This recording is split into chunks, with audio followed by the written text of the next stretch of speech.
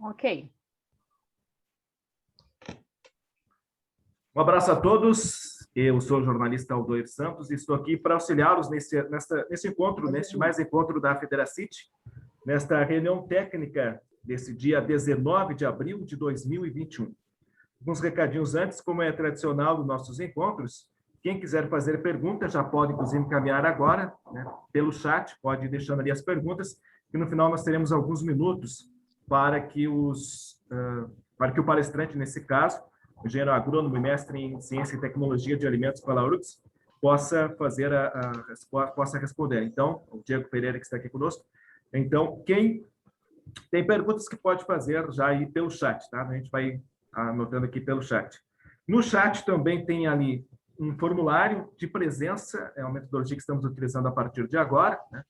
Quem tiver dificuldades em responder esse formulário agora, pode pedir para a Cris que depois ela pode até enviar também no WhatsApp, no celular de vocês aí o formulário, mas é um banco de dados que é importante a gente ter daqui para frente também dos assuntos que estão sendo tratados. E também está ali um link, né, da ITA, do Instituto da Inteligência Técnica Ambiental, da Assessoria Técnica Ambiental, que tem um link ali para quem quiser mais informações. A Márcia daqui a pouco vai falar um pouco mais sobre isso. Então, são esses dois comunicados de início. Muito obrigado já pela presença de todos. O assunto de hoje é o programa Campos do Sul, Conservação e Uso Sustentável dos Campos Nativos.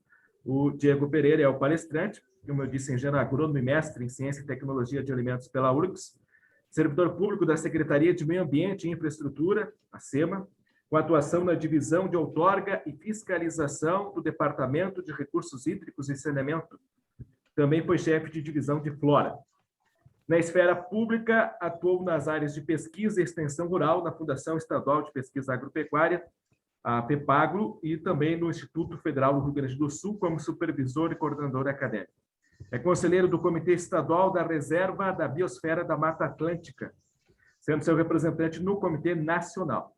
E atualmente é o diretor do Departamento de Biodiversidade da SEMA, da Secretaria Estadual de Meio Ambiente. Eu convido agora a Márcia Correia, da ITA, né, da Inteligência Técnica Ambiental, para que faça uma saudação ao nosso palestrante e também a saudação a todos os que já estão conosco nesta tarde aqui, nesse encontro da Federacity. Oi, Márcia, tudo bem? Olá. Bom, pessoal, primeiramente, um abraço a todos, boa tarde, e muito obrigado, presidente Fetterman, por aceitar esta sugestão de reunião, né, de palestra.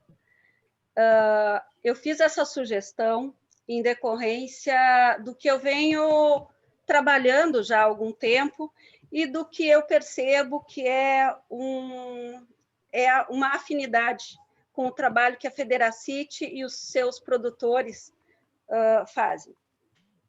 Então, eu sou Márcia Corrêa e estive na secretaria, na Secretaria Estadual do Meio Ambiente, na época que o Cadastro Ambiental Rural foi implementado, né?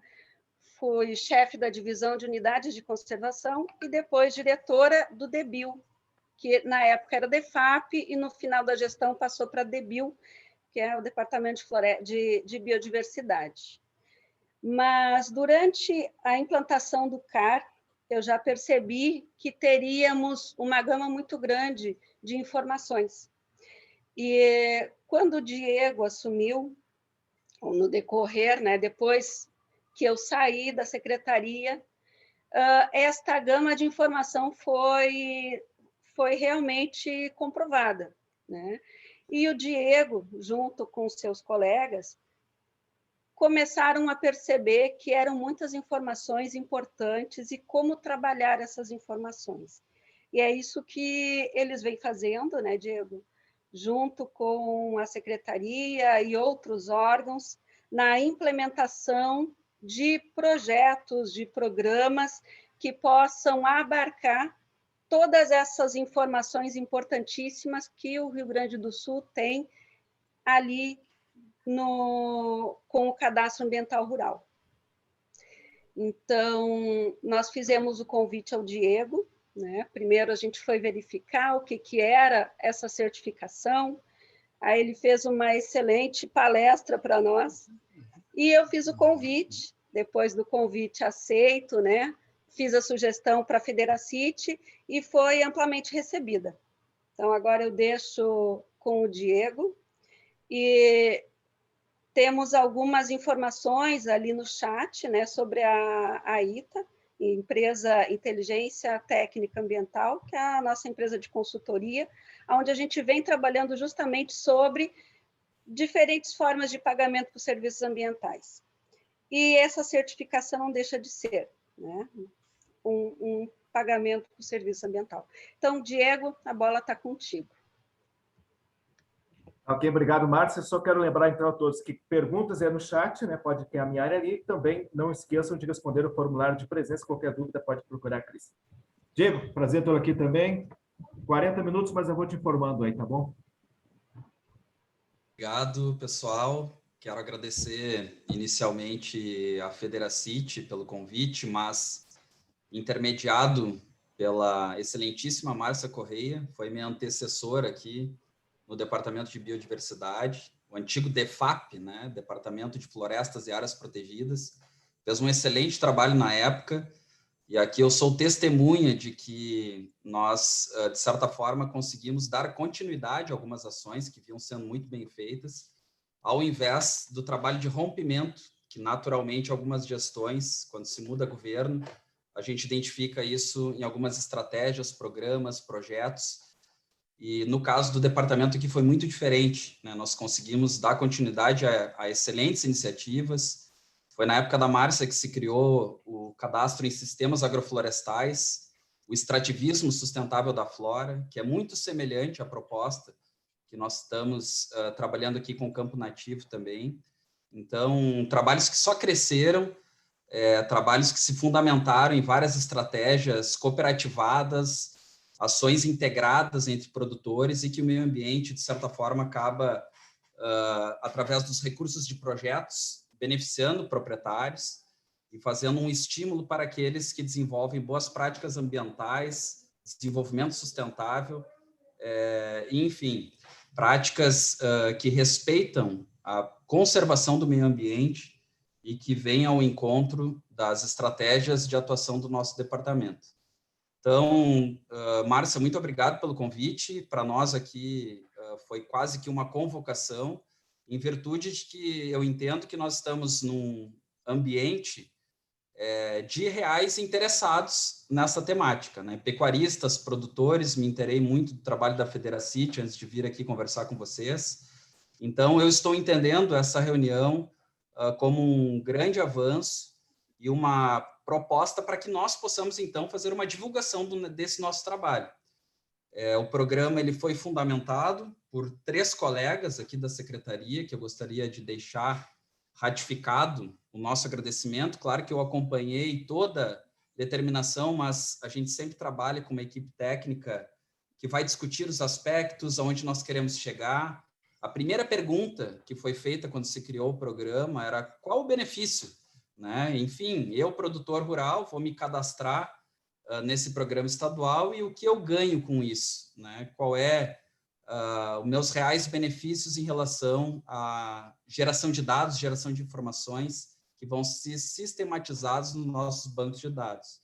Então, essa pergunta a gente foi gradativamente criando alguns cenários, né, na perspectiva de que há um auxílio mútuo. O proprietário nos cede informações, né, eu vou tentar fazer discriminadamente cada uma delas ao longo da minha exposição, mas também existe uma reversão de benefícios. A gente pensou para cada categoria de certificação poder beneficiar o proprietário com algumas das estratégias. Pagamento por serviços ambientais é uma delas, como relatado pela Márcia, mas também recursos diretos financeiros para a implantação de boas práticas ambientais no manejo pecuário e outras alternativas que venham ser embasadas nessa certificação.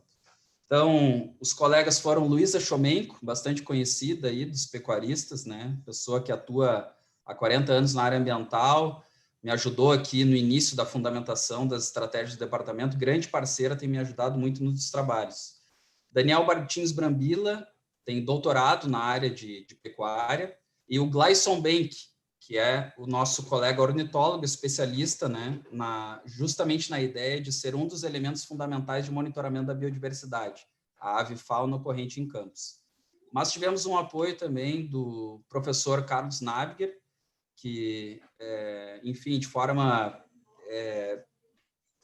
muito gentil, né, fez uma avaliação daquilo que nós estávamos redigindo e propondo, e também tivemos a participação do pesquisador da Embrapa, Danilo Santana, que participou efetivamente de todas as reuniões, nos ajudou a construir o formulário, enfim. Então, nós não trabalhamos sozinhos, né, buscamos realmente pessoas que compreendem do tema, que desenvolvem, né, as suas linhas de pesquisa e atuação na área de pecuária, mas, enfim, é um trabalho que ele está constantemente sendo melhorado, e fica aqui a provocação também, ao final, nesses formulários que vocês têm que preencher aí a Federacite, se quiser nos passar orientações, né, na medida em que vocês avaliem como o programa está instituído, né, a colaboração externa ela é fundamental para que a gente construa uma estratégia de trabalho perene, que permaneça dentro das políticas do Estado, e que, portanto, né, na mesma linha da continuidade do trabalho que a Márcia vinha desenvolvendo, que a gente tenha continuidade isso nas futuras gestões.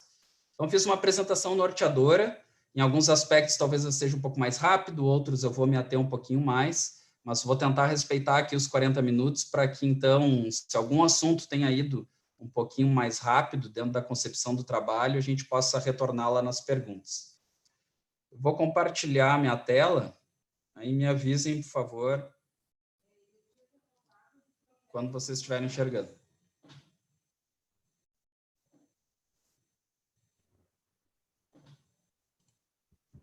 Vou colocar a apresentação em tela cheia.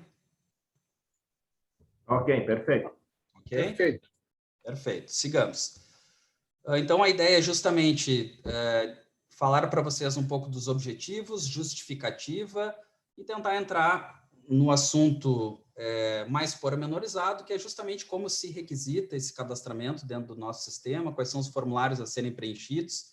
Então, de forma alguma aqui eu vou tentar responder questões específicas de manejo, ajuste de carga, melhoria nos rendimentos, sistema completo, cria, recria, terminação. A ideia não é essa, né? Realmente a gente utilizar o espaço para fazer uma divulgação.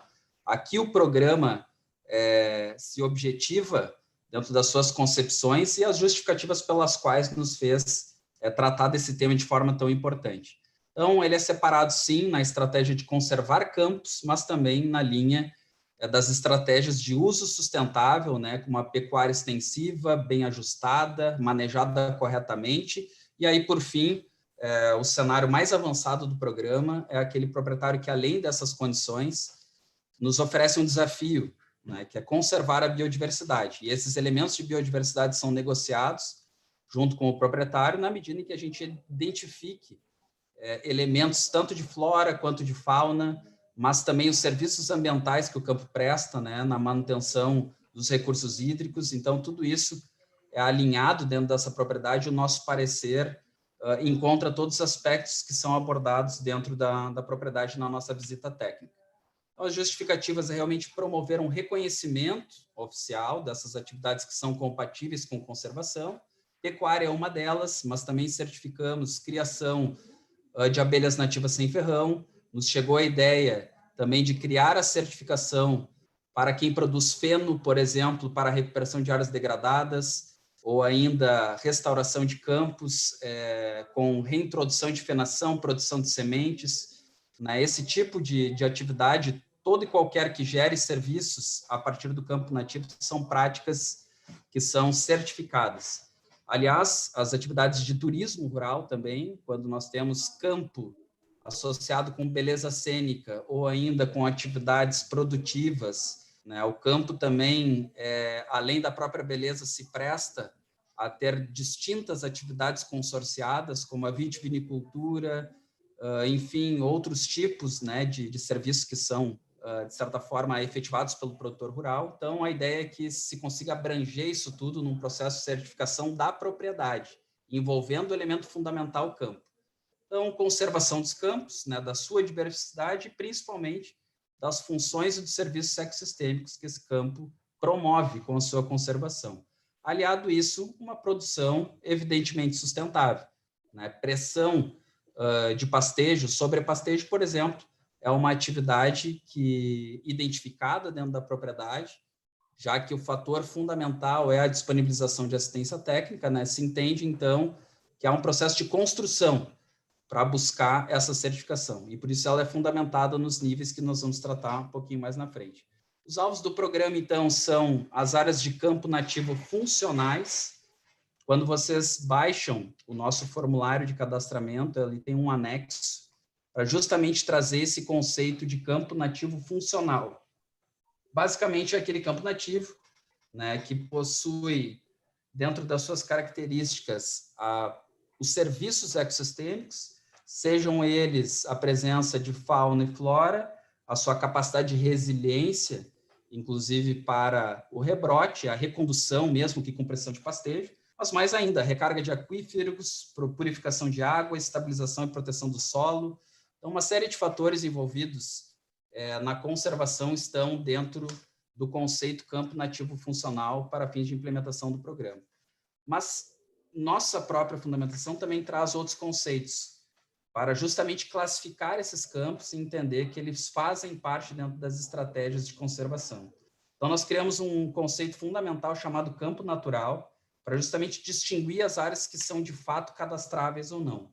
Então, a predominância de fitofisionomia campestre, né, esses tipos de campos com paisagens, assim como está na fotografia, né, existe uma predominância de fitofisionomia campestre. Então, evidentemente, né, com espécies nativas, é claro, não significa que a presença de espécies exóticas e mesmo invasoras, né, não é objeto de cadastramento, muito pelo contrário, né, nós queremos desenvolver projetos que aportem recursos justamente para melhorar o nosso status de competição com espécies exóticas invasoras, né? No entanto, ele tem uma porta de entrada um pouco diferenciada. É possível, sim, que esses campos sejam também com a ocorrência de árvores esparsas, então, formações arbóreas, há uma limitação em percentual de até 30%, quando as árvores são de porte considerável, mas esparsas. No entanto, quando há cobertura com arbustos, plantas lenhosas arbustivas, aí nós chegamos, então, a uma consolidação de até 70%.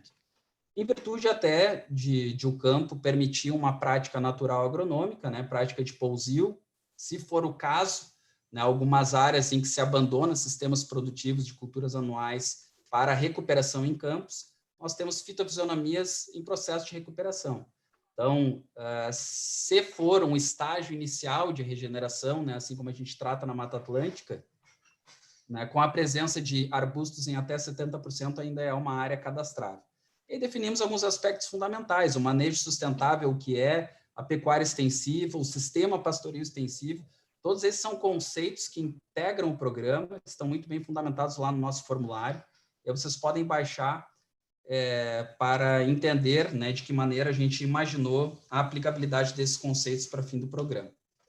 Então, o estado inteiro, ele é objeto desse cadastramento. Em verde, em cima, nós temos a Mata Atlântica, essa redefinição ela ocorreu em 2019, então o último mapeamento que nós tínhamos era o IBGE de 2004, mas o Pampa hoje representa 69% do território.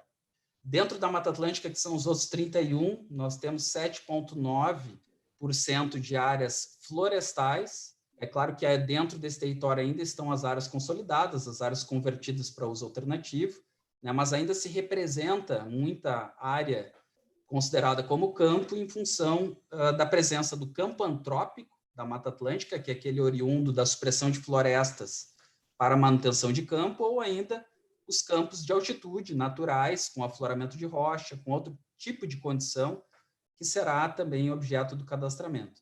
Mas eu trago essa primeira imagem para justamente a gente fazer uma reflexão de que o Estado hoje, em sua grande maioria, né, à exceção de algumas áreas protegidas, unidades de conservação, as áreas de preservação permanente, nós estamos falando predominantemente de área campestre no Estado. Então, nós temos muita oportunidade para avançar nessa certificação, assim que os proprietários compreenderem, né, o objetivo onde nós esperamos chegar com isso.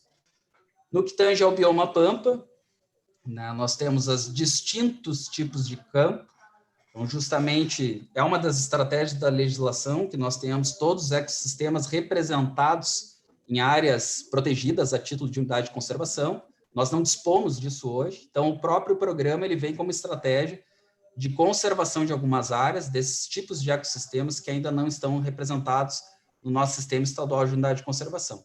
Cada ambiente que está aqui representado, ele tem fitofisionomia distinta, solos distintos, condições de manejo também muito distintas, né, e que, portanto, uma associação de um bom manejo faz com que nós tenhamos boas práticas ambientais associadas. Oi? Sigo? Pode seguir. Tem o microfone ligado, por gentileza, pessoal. Desliguem, por gentileza. Pode seguir, Diego. Bom, então, só para representar algumas imagens aí do que nós estamos falando, né, dos distintos ambientes. Eu sei que nós estamos falando com gaúchos conhecedores aqui do território, e a área de campo realmente ela representa uma beleza cênica para quem gosta, né? E aqui nós temos o nosso Parque Estadual do Espinilho, ainda é uma área que não está desapropriada, por isso que há a presença do gado, mas na ideia, para mostrar para vocês o que seria, né, esse campo nativo com até 30% de árvores esparsas, que será objeto de cadastramento. Então, região do Espinilho, região dos campos litorâneos, né, ainda com alguma presença de intensificação no plantio de pastagens cultivadas, região dos areais, né, uma área muito bonita, que realmente precisa ser rediscutida aqui, o nosso efeito de pastejo para não degradação. Então, a SEMA também está muito envolvida com realmente determinar se nós estamos falando aqui de áreas degradadas ou não, ou se são processos naturais. Também a área objeto de cadastramento. Região da Serra do Sudeste, esta região, então, com ainda árvores esparsas, né, mas também ela tem uma significância também de presença de espécies arbustivas, lenhosas, né, em processo de sucessão, gradativamente mantida também com a presença da pecuária, né? Os campos acabam, de certa forma, sendo mantidos, porque há manejo, isso é uma necessidade para manter esses ambientes nessas condições. Áreas de banhado também, objeto de cadastramento, isso aqui é uma porção do território de uma unidade de conservação, um banhado do Maçarico, região de Rio Grande. Campos de altitude, esse sim seria o campo antrópico, né, com a presença de intensidade de pastejo pelo manejo. Então, se essas áreas forem abandonadas, muito provavelmente se trará um processo de sucessão para ambientes florestais. Então, a presença da pecuária é fundamental para a manutenção desses campos. Região da área de proteção ambiental do Banhado Grande, justamente na floração aí dos maricás, né, uma área bem importante para fins de conservação dos nossos recursos hídricos, com presença de pastejo. Aliás, aprendi aqui a técnica do boi bombeiro, né, quando ele, justamente pastejando banhados, e na seca ele faz um efeito de diminuição da forragem, né, que é material combustível para queimadas. Então, estratégias bem interessantes de manejo. E aqui os serviços ecossistêmicos, né, o campo mantendo água, mantendo recurso hídrico limpo, seja para dessedentação, para abastecimento público, o campo presta serviços ambientais. E por isso entendemos desde o início que essa estratégia de certificação, né, a ideia é que a gente consiga reverter recursos em pagamentos por serviços ambientais.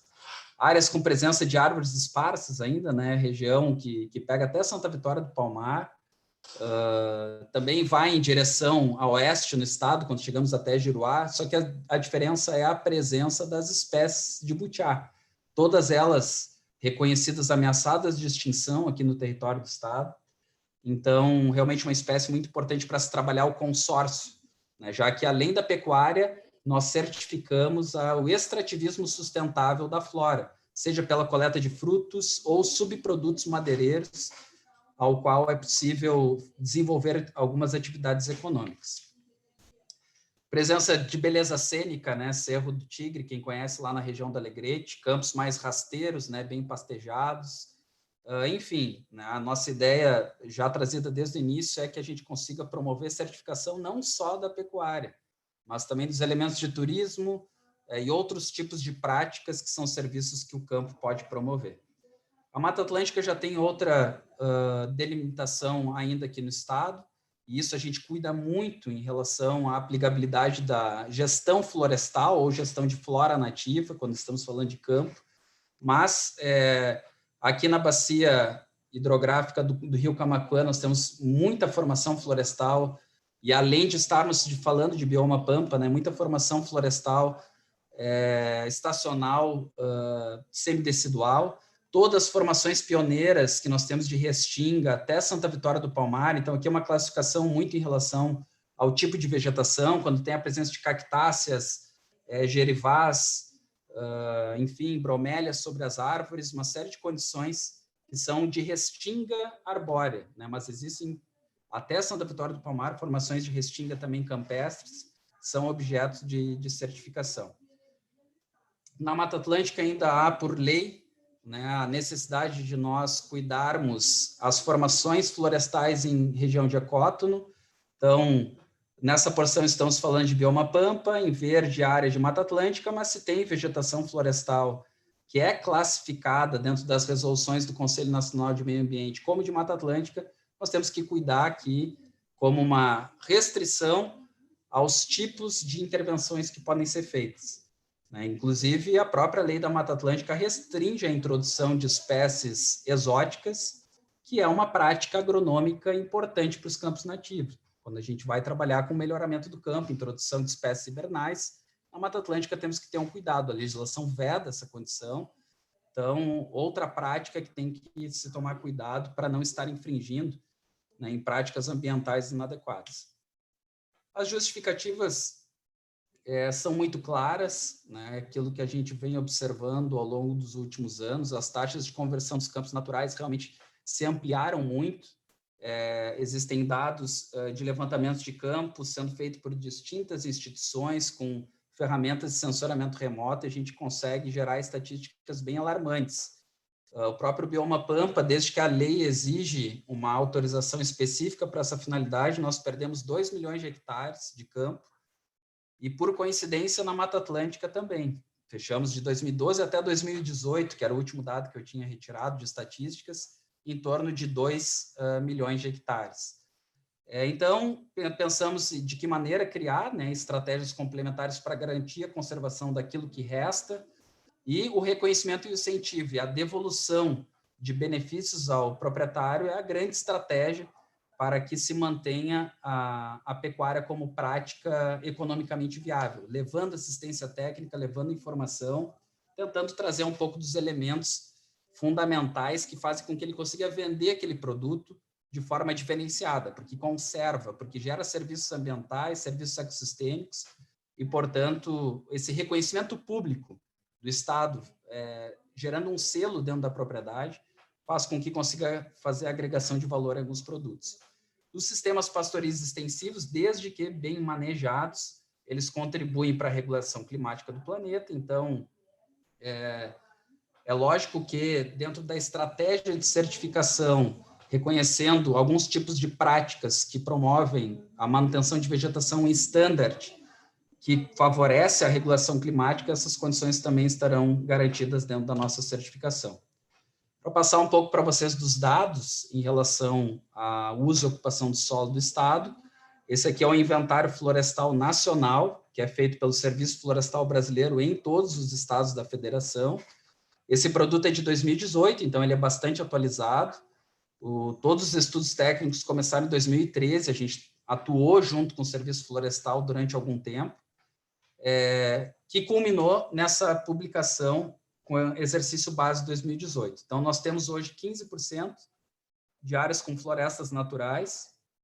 O IBGE ainda não compreendeu que as formações de campo não se tratam de florestas, tanto é que ele separa a estepe arborizada e a savana estépica, que dentro daqueles 8 conjuntos de campos diferentes que foram apresentados naquele mapeamento das savanas uruguaias para o Pampa, na verdade, o IBGE trata com 3 tipos de formações prioritárias. Dentro desses 15 estão as unidades de conservação, estão as reservas legais, estão as áreas de preservação permanente. Então, realmente é um dado bastante preocupante. Eu tenho visto outras manifestações que o Brasil anda muito bem na vegetação natural preservada.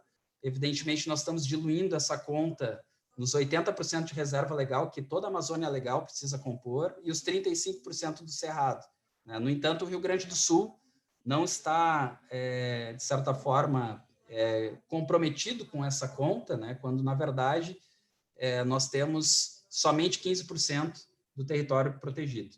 Esses 15% ainda, grande parte é campo, então 33% são as formações de campo naturais, ainda se agrega isso para chegar aos 40%, 7% estepe arborizada, e esses 28% remanescentes são os contatos, em que a gente tem formação de campo com formação florestal em consórcio, no qual a gente tem essas dificuldades de distinguir bioma que estamos falando e a vegetação característica. Então, por estar em contatos, também são regiões bastante delicadas, com presença de espécies endêmicas, raras, ameaçadas de extinção. Então, a gente tem que ter um olhar muito adequado quando é transição, seja de ecossistemas dentro do próprio bioma, ou seja da Mata Atlântica para o Pampa, onde a gente tem a presença dessas formações em ecótomo. Aqui, para vocês compreenderem, claro que não é um município que está aí associado, é uma macro-região. Em verde mais escuro seriam as áreas dentro desse inventário florestal que nós identificamos hoje como mais preservadas. Então, a grande conversão do solo aconteceu na região de Juí, Carazinho, Cruz Alta, Santa Rosa, né, região muito tecnificada do ponto de vista da agricultura. Não estou dizendo que essas conversões são irregulares, né? Talvez a legislação pode abarcar uma regularidade para essas conversões, mas o fato é que a conversão mais acentuada se concentra nesta região, né? E é justamente uma das áreas que foi objeto da reclassificação do IBGE em 2019. Nós temos ali a presença dos campos Barba de Bode, que justamente é um tipo de ecossistema de campo do Pampa que foi atualmente o mais convertido. Depois, em segundo lugar, nós temos os campos com os areais. No entanto, as áreas dos campos Barba de Bode restam em remanescentes em torno de 4,9%, 5% das suas formações originais. Bom, como que se requisita esse cadastramento para que, então, nós possamos expedir a certificação dos campos? Sistema online de licenciamento ambiental, né, acessado via web, é feito um cadastramento no portal Cidadão, que aí o CPF está habilitado a utilizar todos os sistemas do Estado. A atividade é 20200, muito simples, quando pesquisa atividade, só digitar esse número ou ainda preencher conservação de campos nativos, vocês já vão chegar no ambiente certo para fazer o cadastramento. Aí basta seguir as perguntas, porque além de um formulário, basicamente só precisa apresentar um arquivo em geoprocessamento, porque o resto do detalhamento das informações mais específicas em relação à certificação nós faremos na vistoria. Então, 100% dos casos de certificação haverá a presença dos colegas em campo para fazer esse diálogo junto com o proprietário. A ideia é que se forneça, então, um certificado que reconhece essas práticas que viemos conversando até então, em 3 tipos de categoria.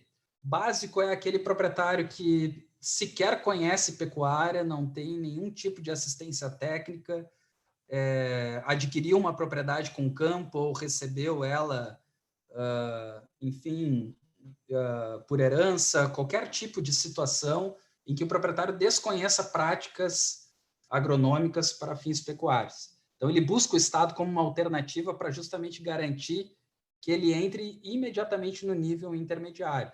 Já antecipando para vocês, primeiro dos benefícios que nós oferecemos com a certificação é a integração de assistência técnica, quando nós conseguimos reverter recursos de projetos ambientais para a conservação de campos nativos. No nível intermediário, para ficar bem simples o entendimento, começam-se a adotar as boas práticas de manejo, diferimento estratégico, melhoramento do campo nativo, evitar sobrepastejos, enfim, uma série de práticas agronômicas que visam, né, uma pecuária extensiva com boas práticas ambientais. No nível avançado, já tem um elemento adicional, além de permitir todas essas práticas de manejo que geram boas práticas ambientais, se definem alguns critérios para a conservação de biodiversidade. Tanto é que no preenchimento do formulário, no nível intermediário, é necessário obter 50% dos tipos de práticas que estão lá discriminadas. No entanto, no elemento biodiversidade, basta apenas ter um, que já é suficiente para integrar essa propriedade no nível avançado. Então, aqui está uma prévia do formulário, né? Então, o professor Nabiger e o Danilo Santana também colaboraram muito conosco em tentar ajustar algumas condições que são tecnicamente adequadas.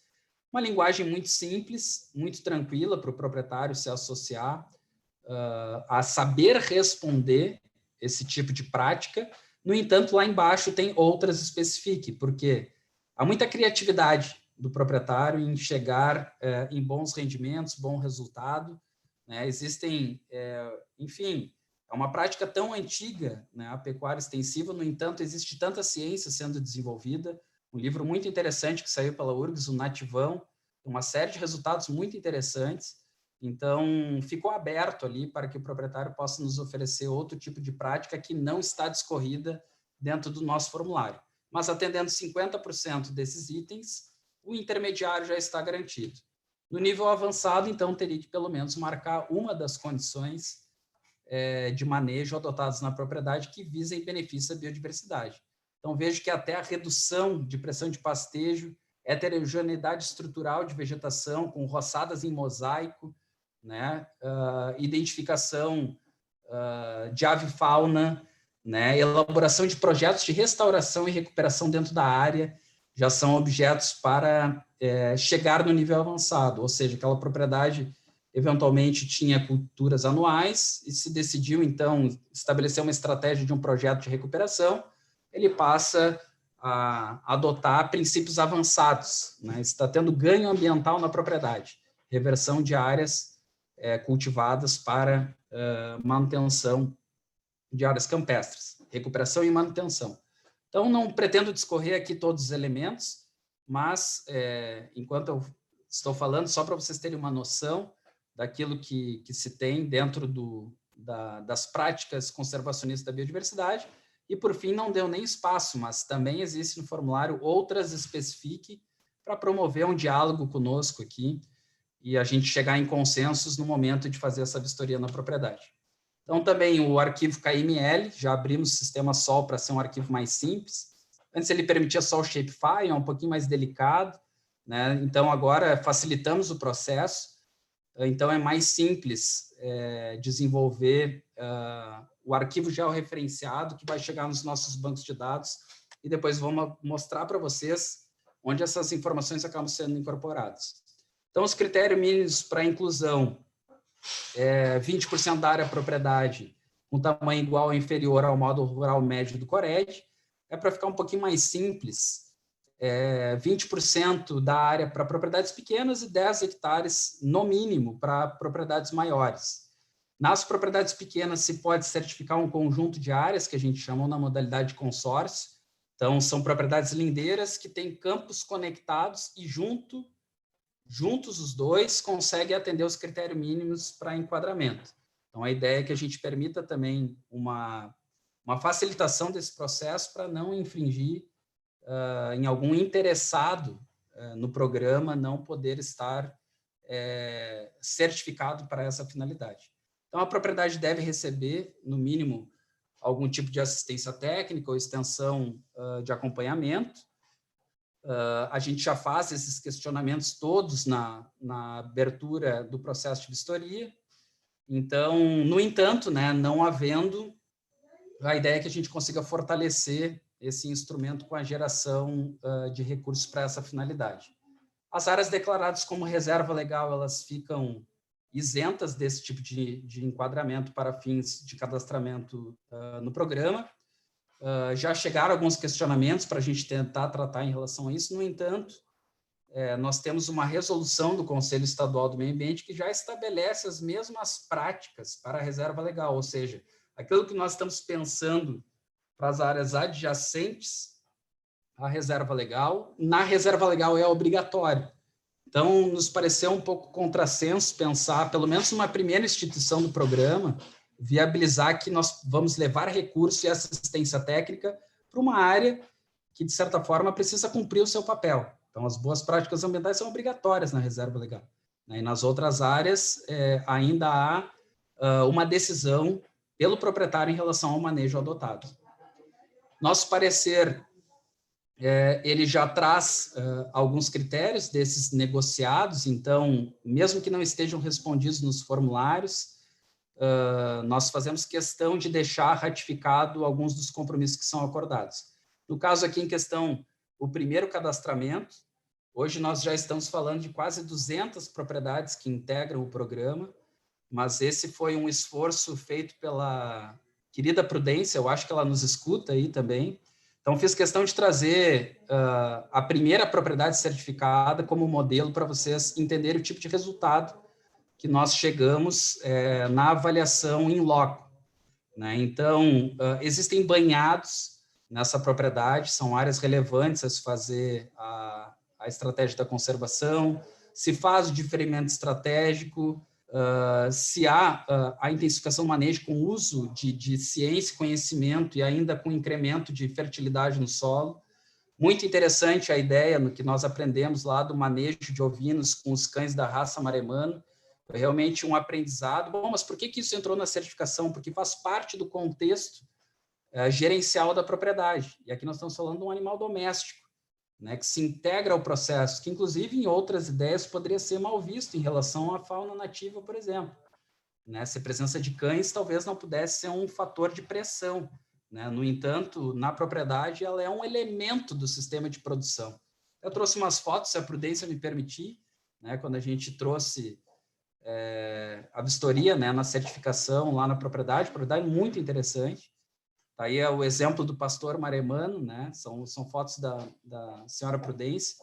E a nossa vistoria lá, uma área muito bonita, muito conservada e com um trato com os animais muito adequado, né? Então, tem presença de assistência técnica, o Senar desenvolve atividades com os proprietários lá. Então, é justamente uma propriedade muito bem atendida. O que a gente espera é que esse certificado, né, que é um papel, é um documento público, é um selo, né, faça com que os proprietários consigam se organizar e buscar mercados, né, tentando desenvolver a tese de que a carne produzida a campo é diferenciada, a gente sabe dos elementos nutricionais que se diferenciam em outros sistemas de produção, né? Então, a ideia é que se use esse instrumento para agregar valor aos produtos. Aqui algumas fotos também representativas lá da propriedade, primeira certificação que nós fizemos, e o elemento fundamental Mata Atlântica, né? Eu sempre discuti com os conselheiros da Reserva da Biosfera da Mata Atlântica do porquê as matas de galeria do bioma Pampa incidem sobre os mapeamentos de reserva da Biosfera da Mata Atlântica. Está aí a resposta. Tem Mata Atlântica em Alegrete, sim, né, nas matas de galeria, né? Inclusive o Gerivá, lá ao fundo. Ó. Então, a ideia é que a gente realmente consiga fazer essas classificações, desenvolver esse tipo de trabalho técnico junto aos proprietários. O selo que pode ir aos produtos já está fundamentado. Publicamos, através de algumas discussões, né, essa logomarca, e que ela pode acompanhar os rótulos dos produtos, sendo um selo público, e, eventualmente, até, se do interesse do proprietário, com o número da certificação, ela vigora por 5 anos, até que o proprietário venha a optar por outro tipo de alternativa de manejo nessa área. Mas a ideia é um selo que ele possa ser utilizado para os rótulos dos produtos. Então, algumas das iniciativas já desenvolvidas aqui no Estado, talvez todos vocês conheçam, a Aliança do Pastizal faz algo semelhante. A estratégia que o Estado pensou realmente não era conflitar qualquer tipo de outra certificação desenvolvida, mas um selo público, né, que atenda às condições específicas desse programa que não estão associados única e exclusivamente à pecuária. Né? Então, a Propampa também é uma iniciativa, BirdLife Save Brasil, muito bonito o trabalho das carnes do Alto Camaquã, tentando já pensar nessa denominação de origem, mas eu imagino esses selos agregando um selo adicional do Estado, em que desenvolveremos outros tipos de tarefas, né, que encontram os benefícios que a gente vem a adotar junto com esse programa. E um deles é a destinação de recursos. À esquerda está esse projeto de incentivo ao manejo conservacionista em campo nativo no bioma Pampa. Foi uma primeira estratégia que foi desenvolvida num programa chamado RS Biodiversidade, finalizado ainda em 2013, 2014. No entanto, essa estratégia, ela realmente foi a primeira que o meio ambiente acabou se envolvendo com conservação de campo nativo e nos ficou a pulga atrás da orelha. Qual é o nosso índice de intervenção em meio ambiente, conservação, entrando em aspectos de manejo, né? Então, ficou muito delicado pensar competências para que a gente não infringisse em elementos que são de Secretaria da Agricultura ou de outros ministérios. A ideia é que realmente a gente olhe o campo como serviço ecossistêmico, né, e que promove benefícios quando da sua conservação. Não, estou escolhendo uma... Obrigado. Então, esse projeto ele é pensado e a gente já está implementando outras edições. Já há vários projetos ativos em que o Estado utiliza recursos de compensação ambiental, especialmente de empresas consideradas de utilidade pública, então energia, saneamento, estradas. Nós temos uma instrução normativa que permite converter os saldos de compensação ambiental, de supressão de vegetação nativa autorizada, em projetos ambientais. E aí a gente consegue oferecer cerca, moirão, correção de solo, eventualmente até sementes, se for o caso de fazer melhoramento do campo nativo, mas, principalmente, o fator assistência técnica. Então, vai em campo um técnico que fica acompanhando a implementação desse projeto para que, numa unidade demonstrativa da propriedade, normalmente nós pegamos uma área experimental, o proprietário aprenda a desenvolver o manejo conservacionista e consiga replicar esse conhecimento para as demais áreas da sua propriedade. Outras estratégias são tentar desenvolver um cadastramento público para os outros tipos de serviço. Então, essa foi uma experiência do Estado em parceria com o SEBRAE, ficou ativo por 40 dias, uma plataforma chamada Vivo RS, em que se podia comprar pacotes de serviços, sejam de turismo, sejam e esse turismo ecológico ou cultural, né, ou qualquer tipo de prática, neste caso o elemento natureza e aventura, né, existia um campo específico para essa finalidade. Nós imaginamos tratar, junto com a Secretaria de Turismo do Estado, o programa Campos do Sul como uma plataforma aberta, em que aquele proprietário interessado em oferecer o seu serviço, nós possamos oferecer uma visibilidade pública. Ou seja, né, existe um site do Estado em que se pode, pelo menos, coletar informações dos roteiros. Nem pensamos em chegar nessa estratégia de garantir, de forma prévia, né, o acesso à compra de serviços. Mas essa foi uma estratégia que o governo desempenhou junto ao SEBRAE, especialmente em função do período de pandemia, para colaborar com algumas iniciativas que eram importantes. Para o proprietário, parece que é só um papel, um certificado e uma negociação com o Estado, mas para nós são elementos fundamentais para fazer gestão ambiental, principalmente quando estamos falando da instituição e o redesenho ou desenho inicial de corredores ecológicos. Então, as áreas de campo certificadas, em que a gente tem o geoprocessamento já ratificado e validado, são áreas em que sabemos em que lá está o campo nativo presente. Quem trabalha com ferramentas de sensoramento remoto sabe que eu vou falar, há uma dificuldade de se saber se é campo nativo ou pastagem cultivada.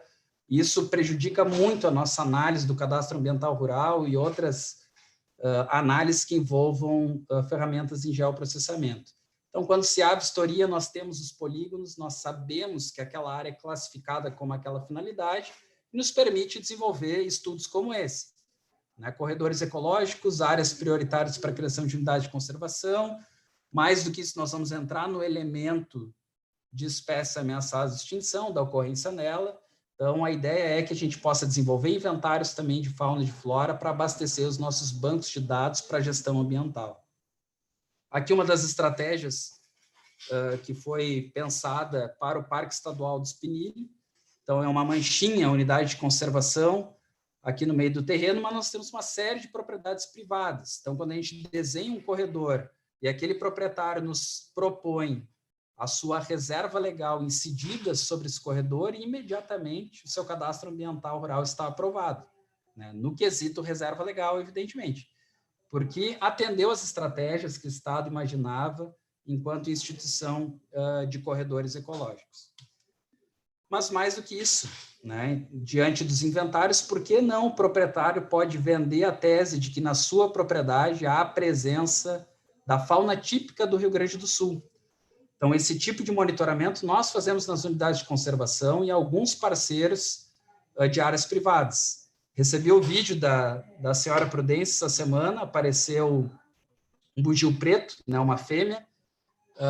Então, por que não registrar informações dos inventários e dizer que a pecuária sobre campo nativo, ela beneficia outros elementos da biodiversidade que não só a qualidade de carne que está associada ao processo. Então, a ideia era que também se pudesse fazer um levantamento de informações da propriedade com os inventários que a gente vem a desenvolver e, além disso, já está se criando aqui cadastramento de áreas interessadas em solturas de animais, porque o órgão ambiental se envolve com apreensões, se envolve com reabilitação de fauna oriunda de conflito de distintas naturezas, atropelamento, enfim. E pós-reabilitação, a nossa decisão pode ser por soltura na natureza. Então, estamos cadastrando alguns proprietários parceiros, né, na medida em que eles disponham de determinadas condições adequadas, né, não autorização de caça, cuidados de segurança da sua propriedade, que a gente possa beneficiar a fauna nativa com uma soltura, se for o ambiente adequado para aquela espécie. Todos esses dados vão integrar uma base chamada Sistema de Informações Geográficas da Biodiversidade do Rio Grande do Sul. São informações públicas, mas olhadas sobre a ótica do geoprocessamento. Então, as construções de mapas de recuperação de áreas degradadas, os sistemas agroflorestais, o campo nativo certificado, né, vai existir uma plataforma em que vai poder ser enxergada essa propriedade, propriedade daí não, né, a área em campo nativo conservada sob os aspectos já certificados pelo Estado em algum daqueles níveis de enquadramento. Aqui, só para vocês terem uma visão como é que funciona essa ferramenta, tem uma série de bases de dados que vocês podem consultar.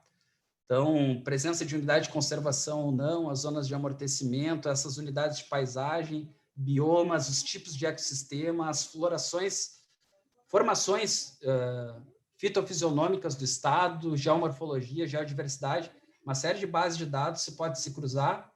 E nós temos ainda os processos administrativos do Estado que estão sendo alimentados nessa plataforma para usos distintos em gestão ambiental. Aqui algumas ideias também, cobertura de vegetação, formações de solo, e a presença ainda de espécies consideradas ameaçadas de extinção. Nós temos 2 decretos estaduais em vigor. No próximo ano, agora, estaremos com uma nova lista publicada, porque em 2021 é o exercício do Estado aqui em desenvolver a estratégia de trabalho para revisão dessas listas. E aí, por fim, também dos benefícios do programa é com que o proprietário seja prioritário na análise do cadastro ambiental rural. Essa análise vai ser orientativa. Nós, de certa forma, acessando os dados da propriedade, vamos conversar sobre APP, sobre reserva legal, sobre áreas consolidadas, sobre as áreas de remanescente e vegetação nativa, né? Tentar ajudar o proprietário da necessidade de retificação, porque nós não podemos fazer por ele. Então, o diálogo na propriedade sobre o aspecto educação ambiental, ele é muito diferente de fiscalização. Então, esse novo compromisso da Secretaria, né, que já vem de muitos anos, a própria modificação do Código Ambiental Estadual já prevê que haja essa alternativa educacional em detrimento da fiscalização ostensiva. Bom, eu tenho uma série de outras questões relacionadas ao CAR que seguem a apresentação, mas eu gostaria, se a produção permitir, que a gente já abrisse aí algum questionamento para algum debate, porque se for o caso da gente seguir com os interessados, eu posso entrar em alguns elementos específicos sobre o CAR, principalmente relacionados às áreas campestres. Mas fico aberto aí já a algum bloco de perguntas e, se houver tempo, a gente dá sequência aí num debate com todos vocês. Certo, então, eu só quero lembrar que perguntas podem ser encaminhadas ao chat, nós já temos uma aqui, e também quem não preencheu o formulário de presença que pode fazê-lo, o preenchimento desse formulário é extremamente importante também para nós. Bom, o formulário está à disposição também lá no chat. A Márcia pergunta para ti, Diego, o seguinte: sabemos a importância de um manejo do campo para a viabilidade econômica da pecuária. Como fica a prática de melhoramento de campo nativo e obtenção do certificado Campos do Sul? Então, mas justamente quando se responde às questões do nível intermediário, o melhoramento de campo nativo ele é uma das estratégias de bom manejo, né, de boas práticas ambientais. A disponibilização de forragem numa época do ano em que é realmente prejudicial, o avanço de produção de campo nativo. É claro que há algumas preocupações, já passei ela para os colegas aqui, Danilo Santana, Marcos Borba, a turma que trabalha aí com campo nativo, que é o quanto nós conseguimos chegar num nível de introdução de espécies hibernais que não prejudique as espécies hibernais nativas, né? Quando, em alguns casos, eu tenho visto que há uma migração para uma monocultura de azevém e o rebrote depois das espécies, especialmente perenes, né, de verão, quando tem a época em que o azevém fecha o seu ciclo anual e a abertura de espaço para formação de vegetação de verão. Então, realmente é um assunto que nós precisamos discutir muito. No entanto, é uma prática aceitável, né, o melhoramento do campo nativo. Na Mata Atlântica há essa limitação jurídica. Nós estamos provocando o IBAMA também para que a gente possa estabelecer um grupo de trabalho para discutir, ter uma melhor orientação. O próprio IBAMA faz uma leitura de que há uma vedação desde que não haja uma autorização para essa finalidade. Mas o Estado nunca promoveu a criação de uma autorização específica para introduzir nos remanescentes de vegetação nativa de Mata Atlântica. Ela classifica, inclusive, em estágios sucessionais, Resolução CONAMA 423 de 2010. Esses remanescentes se aplica toda a regra da 11.428 de 2006 e o Decreto 6.660 de 2008, que implica na não possibilidade de introdução de espécies exóticas, nem estamos falando invasoras, né? Então, o IBAMA faz essas leituras de que a pecuária é permitida e essa não introdução de espécies hibernais se dá sob o aspecto de uma não autorização ou autorização concedida. Então, a ideia é que a gente possa desenvolver um grupo de trabalho interno entre o Estado, a União e outros interessados, para que a gente tenha uma resposta jurídica em relação a isso. Nós estamos preocupados, tanto é que alguns planos de manejo de unidade de conservação, a Estação Ecológica da Aratinga traz isso fundamental, né, com a pecuária extensiva como um dos elementos para conservar a biodiversidade existente nesse local, com o melhoramento de campo nativo como estratégia para o inverno. No entanto, há uma preocupação nossa naquela intensificação do melhoramento do campo nativo no inverno, que promova a substituição de espécies importantes, que daqui a pouco se pode estar se fazendo extinção. Então, essa é a preocupação e, por isso, né, a integração de uma assistência técnica acompanhada para que a gente consiga desenvolver esse levantamento de informações. O Carlos Sim disse que a Aproxima tem interesse em estabelecer uma área piloto nos campos de cima da serra. Não, muito bem. E, aliás, unidades demonstrativas é um dos projetos específicos do departamento. Porque, além do próprio certificado permitir a acessibilidade e assistência técnica, nós imaginamos utilizar unidades demonstrativas, que são propriedades modelo, em que a gente possa desenvolver atividades de dia de campo, trocas de experiências. Claro que cada ecossistema é um ecossistema, cada propriedade é uma propriedade, cada sistema de manejo também é diferenciado, né? No entanto, nós queremos permitir, sim, com que esse tipo de prática possa ser estabelecida. Quando reconhecermos aqui um interessado que possa ser reconhecido como unidade demonstrativa para aquele tipo de ecossistema. Então, somos parceiros, sim, tá? Pode passar um e-mail aqui para nós, fazermos o contato e seguirmos esse alinhamento. Cláudio Dom Pedrito, boa tarde. Pergunto, qual corpo técnico realizará os trabalhos de campo? Onde estão os técnicos capacitados para realizar esse trabalho com abrangência a um grupo significativo de produtores? Não, muito bem. Claro que ainda não é um gargalo para nós. o grande quantitativo de proprietários, porque nós temos praticamente todas as propriedades que estão entrando para dentro do programa, elas já estão assistidas. No entanto, há um questionamento no início. A sua propriedade recebe algum tipo de assistência técnica? Por isso nós colocamos o elemento Emater, sindicatos, porque a própria articulação do Estado com essas instituições pode atender o objetivo assistência técnica. Né? Existem unidades demonstrativas em que o proprietário também cede a sua propriedade para fins científicos. Né? Quando a Embrapa, as universidades utilizam esse tipo de área para desenvolver os seus tratamentos experimentais.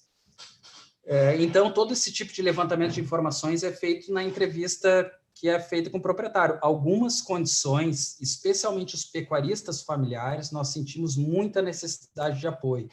E é justamente o público-alvo beneficiário como prioritário em detrimento de grandes proprietários, né? Porque a legislação nos remete a atender esses grupos sociais antes de expandir disponibilização de recursos para essa finalidade.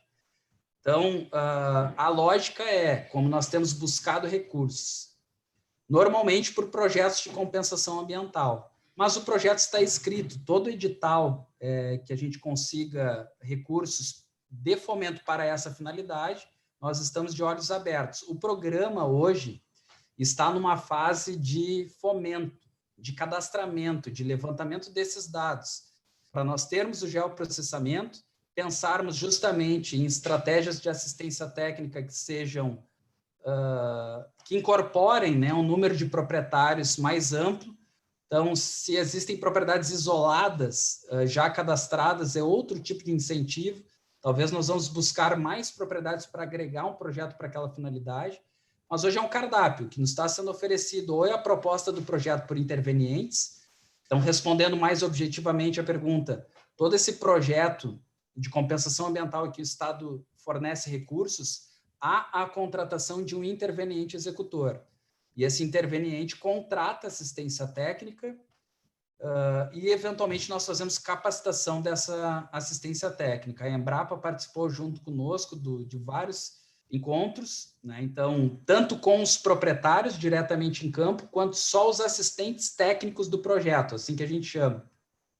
Então, esses assistentes técnicos são preparados, compreendem o discurso, compreendem aonde deve se chegar, e os relatórios de final desse projeto são os indicadores ambientais. Essa propriedade melhorou ou não melhorou? Né, sobre o ponto de vista de conservação de campos. Então, a gente estabelece alguns indicadores fundamentais e eles são monitorados. Todos os projetos são de 3 anos de acompanhamento, se chegam até 5 visitas nas propriedades, porque, enfim, depois de ensinado um tipo de manejo, se precisa ter o acompanhamento ao longo do tempo. Então, é feita essas visitas para coleta de dados, se faz análise de solo, né, a necessidade de correção dos índices de fertilidade, e aí depois as práticas de gerenciamento do gado, né? Falando mais de pecuária, evidentemente, né? Porque a nossa certificação também tem esses outros elementos envolvidos. Mas a ideia é essa, né? Que se haja uma assistência técnica, seja aquela que a gente identifique que já é adequada ou que a gente venha a oferecer com os recursos dos projetos. E a gente, então, vai oferecer ainda, no caso de se desenvolver práticas de diferimento estratégico, moirão, cercamento, os próprios adubos necessários para a correção do solo. Então, isso tudo é nivelado com o proprietário, mas tem funcionado melhor quando nos chegam iniciativas conjuntas, colaborativas. Tem um grupo de proprietários de uma determinada região interessado em desenvolver esse projeto e a gente canaliza os recursos para essa finalidade. Estamos querendo agora mudar a concepção do projeto para buscar mais áreas de restauração, aqueles proprietários em que desenvolvem práticas de culturas anuais e que queiram retornar às condições de campo nativo. Temos mais perguntas aqui. O Ivo Lessa, o programa tem uma linha básica para a certificação. Existe espaço para novas discussões e adequações? Tem uma mesma pergunta aqui dele também, Diego, eu vou fazer as duas. A Embrapa trabalha na integração lavoura-pecuária. Como o programa interage com essas práticas de manejo? Puxa, que essa segunda pergunta é muito interessante, talvez eu me estenda um pouquinho. Mas a primeira pergunta, a resposta é sim, porque já iniciei também a minha fala neste sentido. É um programa que está sendo experimentado e nada impede de que a gente possa receber colaborações de distintas naturezas, sejam dos proprietários, sejam das organizações institucionais. No entanto, logo na medida de instituição desse programa, nós já pensamos em dialogar com pessoas que compreendem a temática e que entendem que a gente tem um objetivo, onde queremos chegar, né? Buscar os elementos de conservação de campo que gerem serviços ecossistêmicos. Essa, basicamente, é a finalidade do programa, né? Então, portanto, a conservação do campo é necessária e, para ter campo, tem que ter pecuária. Mas, além disso, né, colegas agrônomos aqui, zootecnistas, sabem que o gado mal manejado ele pode ser impactante ao meio ambiente. O Nativão traz um resultado muito interessante, que é justamente o índice de preservação de forragem, que garante benefícios sobre o ponto de vista de crédito de carbono. Então, não adianta dizer que o campo nativo é beneficiário para as mudanças climáticas. Na verdade, ele é sim, desde que bem manejado. Existe uma altura lá num gráfico, acho que é os 12 centímetros, né, que a gente está acostumado com a canela tapada e o focinho cheio de pega-pega, né? Essa é a estratégia de um campo que está sendo conservado e manejado com pecuária, mas que garante serviços ecossistêmicos, acredita carbono, né, e que, portanto, não é um campo degradado. No entanto, existem práticas que podem ser prejudiciais, por exemplo, excesso de animais em áreas de preservação permanente. Aqui eu estou falando de banhados e nas faixas marginais de vegetação nativa nos cursos hídricos naturais, né? O pisoteio, ele gera erosão, né? Gera aspectos de degradação ambiental. Isso tudo foi pensado para que nas respostas ao formulário e na vistoria a gente consiga dialogar esses elementos. Ninguém está pensando em gerar fiscalização ambiental com geração de multas e outros impactos. A ideia é trazer um ambiente do diálogo e da assistência técnica. Do ponto de vista de integração lavoura-pecuária, sim, ela é uma alternativa. No entanto, muito dos tipos de manejo que são associados à integração lavoura-pecuária têm relação com a rotação de culturas. Então, áreas de campo que são campo e eventualmente viram culturas agrícolas e retornam à condição de campo, sendo essa uma das práticas mais utilizadas para se desenvolver a integração lavoura-pecuária. E aí nós temos outros elementos ambientais e da própria certificação associados. Porque a rotação de culturas é aquele direito que o proprietário tem frente à legislação ambiental de promover a prática de pousio. Então, se uma área é consolidada hoje com plantio de soja e ela venha a adotar a prática de pousio, no bioma Pampa se pode estabelecer pousio durante 5 anos. E aí retornará às condições de campo nativo, ou mesmo, se for o caso, dessa restauração ser feita com introdução de plantas, sejam exóticas ou nativas, não importa. O detalhe é que retorna a uma vegetação mais semelhante à condição da natural. Isso é uma prática permissível, essa área é considerada consolidada e dentro desses 5 anos, fazendo o registro da prática de pousio no órgão ambiental, nós temos a consolidação garantida. Se pode retornar enfim, as culturas anuais. Então, isso já foge do conceito do programa, porque o primeiro conceito do programa é certificar campo natural.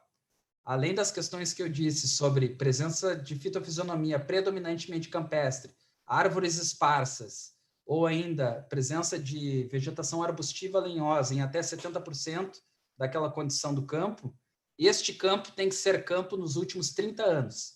E, além disso, não pode ser produto de desmatamento. Então, a área tem que permanecer como campo. Conversando com os colegas especialistas aí no tema de restauração, né, por que isto é fundamental? Porque aquele campo que está restaurando nesses 5 anos de pousio, ou ainda se ele vem a retornar, muito dificilmente ele vai ter a composição florística daquelas áreas que são preservadas há muito tempo. São campos diferentes, são campos com espécies diferentes, podem ser muito próximas, né? Mas até retornar a uma condição de campo natural, que é o conceito do programa, talvez se levará muito tempo para se atingir esse objetivo. Então, a ideia foi não integrar a esses campos que são manejados em rotação de cultura e integração lavoura-pecuária, a não ser que vocês mesmos me apresentem uma estratégia de integração lavoura-pecuária que não rotaciona o campo com culturas anuais. Se existir isso, bom, daí estamos falando de uma outra alternativa para certificação, que não a essa proposta de conservação de campos nativos. Bom, nós temos as duas últimas perguntas, só mais essas duas que já chegaram aqui. Diego, eu gostaria que pudesse ser um pouco mais rápido agora, que já são 6h18, nós temos mais 3 minutos aqui. Boa tarde, diz o Fernando. Considerando trabalhar com campo nativo, pergunto se existe algum estudo de área mínima para se trabalhar com pecuária de corte familiar e empresarial. Não, perfeito. Primeiro que a pecuária familiar, nós temos uma política estadual, é uma lei de 2010, PECFAM, é a sigla da política estadual para o pecuarista familiar, que justamente permite com que a gente trate aquele proprietário que possivelmente dispõe de áreas acima dos 4 módulos fiscais, que é toda aquela situação do beneficiário por interesse social da legislação ambiental, né? Toda aquela propriedade pequena, agricultura e pecuarista familiar, está associada às propriedades abaixo de 4 módulos fiscais. E o Estado do Rio Grande do Sul, por uma legislação específica, ampliou essa condição em alguns territórios que 300 hectares de áreas sobrepõem estratégias de implementação de áreas por fragmentação fundiária para pecuaristas familiares. Então, para nós, do ponto de vista fundiário, talvez possa ser um grande proprietário, mas para a política estadual, ele é um pecuarista na condição familiar. Estamos falando mais daquelas condições dos campos de altitude lá da Mata Atlântica, e outras estratégias de trabalho, né? A região do Alto Camaquã tem muito esse tipo social de proprietário. Então, portanto, é o grande beneficiário. Esse é o proprietário que estamos enxergando com lupa para tentar desenvolver as estratégias de capilarização de recursos. Então, os sistemas de produção, a ideia é que o Estado não entre, né, pelo menos do ponto de vista do meio ambiente, nos aspectos de cria, recria, terminação, sistemas de manejo. Isso é assistência técnica que leva à condição, mas é o tipo de manejo que está sendo adotado na propriedade que conserva, preserva ou está degradando o campo. E aí nós temos que intervir com a condição da assistência técnica, né? Então, a ideia é justamente tratar especialmente da condição de conservação, fugindo dos aspectos de organização empresarial, estrutural. O que a gente quer promover ao proprietário é dizer que, se houve uma visita, o meio ambiente reconhece, através da expedição desse certificado, de que aquela propriedade desenvolve pecuária com boas práticas ambientais. Estou falando prioritariamente de pecuária, mas produção de feno, mel, as atividades de turismo ecológico e cultural também são objeto da certificação. Perfeito. A Márcia coloca uma última questão para a gente encerrar aqui, que ela diz que o selo é muito importante, mas precisa ser conhecido para ser reconhecido o seu valor agregado ao produto. O certificado conta ou buscará contar com propaganda nas grandes mídias? Bom, como eu vinha dizendo, a fase agora é de fomento. Este fórum que estou participando, e participarei de tantos outros que venham a ser convidado para divulgar o programa, a ideia é justamente essa. Márcia vai relembrar, quando esteve presente aqui comigo, quando eu disse, olha, agora, 2021, nós estamos colhendo melhores dos resultados com o programa que foi iniciado lá em 2013, 2012, dos sistemas agroflorestais, quando hoje já estamos trabalhando no fomento de criação de unidades de processamento de frutos de espécies nativas. Então, se criou uma rede chamada Cadeia Solidária das Frutas Nativas, que já recebeu R$1 milhão de recursos dos projetos de compensação ambiental do Estado, na contrapartida de gravames de áreas de implantação em sistemas agroflorestais, que também é um certificado muito semelhante. Então, é claro que nós já temos um resultado bastante expressivo com o início do programa Campos do Sul, tem várias propriedades já participando da implementação desses recursos. No entanto, imagino eu, né, a que nível vamos chegar na rediscussão com os proprietários, como que a gente pode remodelar para criar as estratégias de fortalecimento do mercado carne ou de outros serviços que o campo venha prestar. Nós vamos trabalhar isso conjuntamente com as instituições. O que nós oferecemos é o melhor modelo para que se tenha um papel e as organizações venham a se fundamentar para buscar mercados, né? Ou seja, uma carne de selo verde, uma carne com produção a campo nativo, né, a pasto. Então, a ideia é que o Estado ofereça esse documento para que a propriedade possa inserir dentro do contexto dos seus distintos produtos, aqueles que o campo gera.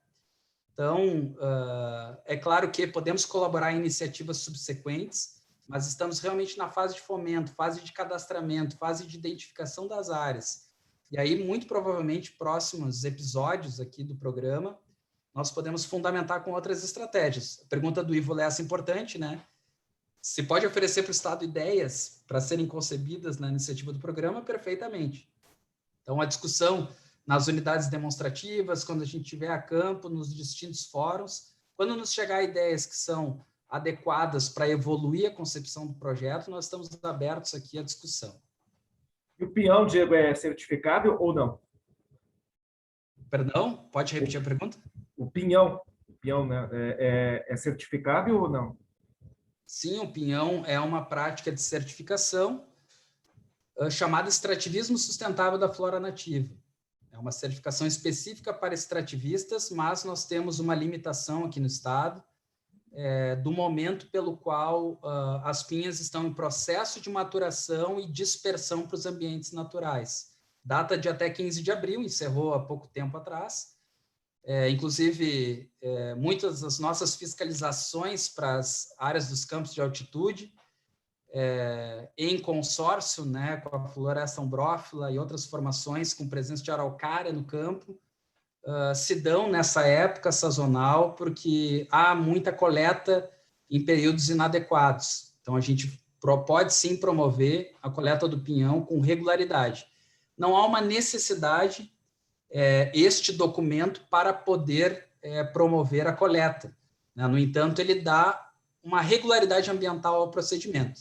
A gente faz isso muito com o butiá, né, porque há uma preocupação em relação à sua exploração, que daqui a pouco comprometa os remanescentes naturais e a sua propagação natural, porque é a coleta dos frutos e também das folhas, né? Então, para fazer artesanato e outros produtos que são desenvolvidos com subprodutos florestais do butiá.